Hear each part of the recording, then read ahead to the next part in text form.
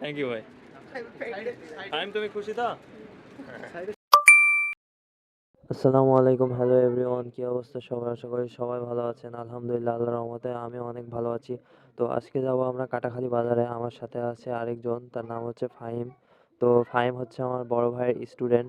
তো ওকে আজকে কিছু কিনে দিব, তাই কাটাখালী বাজারে চলে আসলাম। কাটাখালী বাজারে চলে আসার পরে আমার ভাই আমাকে বলছিল যে আমার জন্য 4টা পান নিস। তো আমি আজকে কাটাখালী বাজার যেতে পারবো না, তো পান দিচ্ছিলাম। পান নেওয়ার পরে আমরা এই শারমিন স্পোর্টসের সামনে চলে আসলাম। তো সিঁড়ি দিয়ে ওঠার পরে দেখছি খুব পুরো কাটাখালী বাজারটাই দোতলার থেকে দেখা যাচ্ছিল, তাই কিছু ভিডিও নিলাম।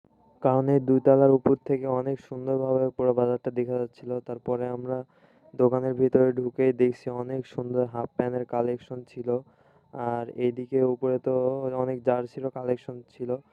এই দোকানে মূলত অনেক আপডেট কালেকশন ছিল, কারণ কাটাখালীতে সর্বপ্রথম এই দোকানে এই নতুন আপডেট মানে মালগুলো ঢোকে। তো এইখানে আপনারা সব কিছুই পাবেন, স্পোর্টসের সব যাবতীয় জিনিসপাতি।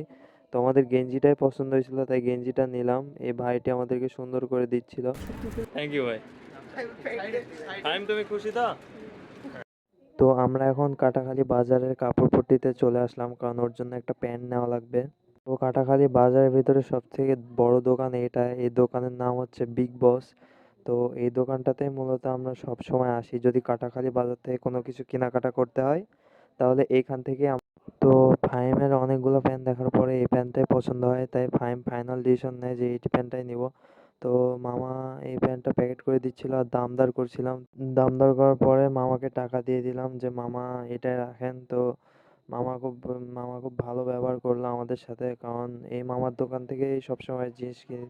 এই দোকানের নাম হচ্ছে বিগ বস গার্মেন্টস। তো আমরা এখন বাসায় চলে যাচ্ছি, কারণ আমাদের কেনাকাটা সব শেষ। তো ভিডিওটা যদি ভালো লাগে তো অবশ্যই লাইক কমেন্ট শেয়ার করবেন। তো আল্লাহ হাফেজ।